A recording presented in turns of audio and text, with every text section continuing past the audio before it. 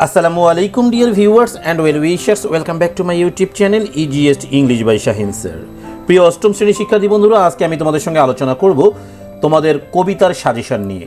আমি আজকে এখানে 6টি কবিতার সাজেশন দিচ্ছি। এই 6টি কবিতার আমি বিভিন্ন স্কুলে যে পরীক্ষা হয়ে গেছে অলরেডি, তাদের কাছ থেকে কালেক্ট করেছি যে এই 6টি প্রশ্ন এ যাবত তোমাদের এসেছে। সো তোমাদের এগুলোই আসার চান্স বেশি রয়েছে। তোমরা যদি এগুলো কোনটা আসবে এই 6টার মধ্যে তোমার জন্য কোনটা বেশি ইম্পর্টেন্ট সেটার জন্য টেকনিক্স রয়েছে। আমি টেকনিক্সটা একটু পরে বলবো, তোমরা ভিডিওটি না টেনে দেখো। তার আগে বলে রাখি, এই কবিতার শীটটি একদম বাংলা সহ রয়েছে। অ্যান্সারগুলো অনেক ইজি করে দেওয়া রয়েছে। এই শীটটি তোমরা যদি ফ্রি পেতে চাও, আমি আবারও বলছি, এই শীটটি যদি তোমরা ফ্রি পেতে চাও, তোমরা অবশ্যই এই ভিডিওর ডেসক্রিপশন বক্সে আমার একটা লিঙ্ক দেওয়া রয়েছে ফেসবুক পেজের, সেই পেজে যাবে।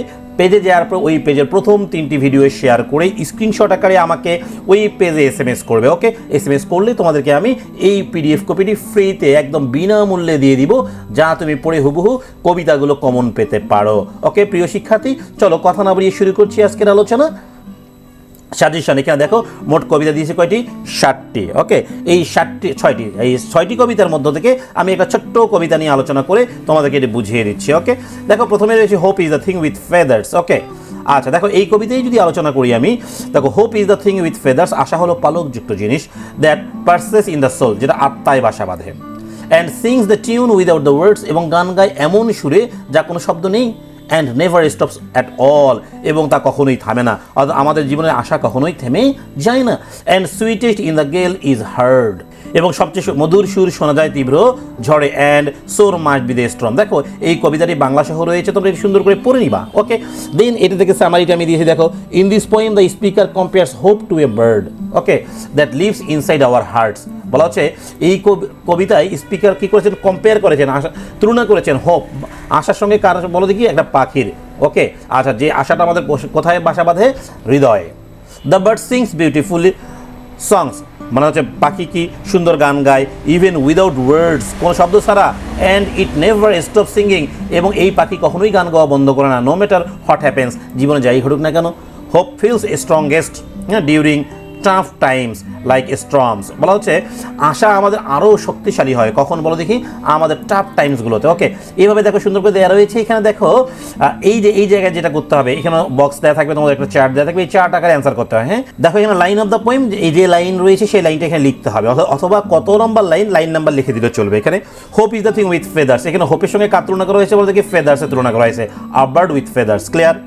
সো এই জায়গায় why the metaphor is used, এইটার জন্য আমি একটা টেকনিক সবসময় বলে থাকি, সেই টেকনিকটাও তোমাদেরকে আমি এখানে দেখিয়ে দিচ্ছি। দেখো টেকনিকটা এমন হবে, তোমরা এরকম করে টেকনিকটা পূরণ করতে পারো। এখানে লিখতে পারো, here the poet uses metaphor to compare. কি বলছি বলো তো? To compare. এই কম্পেয়ারের পরে ডট ডট দিব, দিয়ে উইথ দিব, উইথ দিয়ে আবারও ডট ডট দিব। ওকে, আচ্ছা, কম্পেয়ার উইথ, এই যে কম্পেয়ারের পরে কী দিব বলে দেখি? এই ঘরে যেটা রয়েছে, এই যে প্রথম ঘরে হোপ, তাহলে এই জায়গায় লিখবো আমি হোপ। কি লিখলাম বলে দেখি? হোপ। আর এই যে উইথের পরে কী লিখবো? এই ঘরটা আ বার্ড উইথ ফেদার্স, লিখে দেবো আ বার্ড উইথ ফেদার্স। এইভাবে তুমি প্রতিটা লাইন করতে পারবে। প্রিয় শিক্ষার্থী, দেখো এখানে আমি প্রতিটা কবিতা যেগুলো ইম্পর্টেন্ট, যেগুলো বিভিন্ন স্কুলে এসেছে, সেই কবিতাগুলোর প্রশ্নগুলোর উত্তর করে দিয়েছি এখানে সহজ করে, এবং বাংলা সহ রয়েছে। ওকে, তোমরা যদি এটা পেতে চাও অবশ্যই এই ভিডিও ডিসক্রিপশন বক্সে গিয়ে তোমরা কী করবে? আমার পেজটিকে ফলো করবে, এবং পেজের প্রথম 3টি ভিডিও কী করবে? শেয়ার করে স্ক্রিনশট করবে আমাকে ওই পেজেই, তাহলে তোমাকে আমি PDF কপিটি দিয়ে দিব একদম বিনামূল্যে। ওকে প্রিয় শিক্ষার্থী, এই 6টির মধ্যে কোনটি বেশি ইম্পর্টেন্ট তোমাদের জন্য সেটা বুঝতে গেলে তোমাকে অবশ্যই কী করতে হবে? এই 6টির মধ্যে কোনটি তোমার গাইডে রয়েছে, তোমার গাইডে যেটি রয়েছে সেটি বেশি করে পড়বে, আশা করছি কমন পড়ে যাবে। আর যাদের স্কুলে, যেমন জেলা স্কুলগুলোতে কোনো গাইড সিলেকশন দেয়নি, তারা এই 6টিই পড়ে যাবে। ওকে প্রিয় শিক্ষার্থী, তাহলে আজকের মতো এখানেই বিদায় নিচ্ছি। আল্লাহ হাফেজ।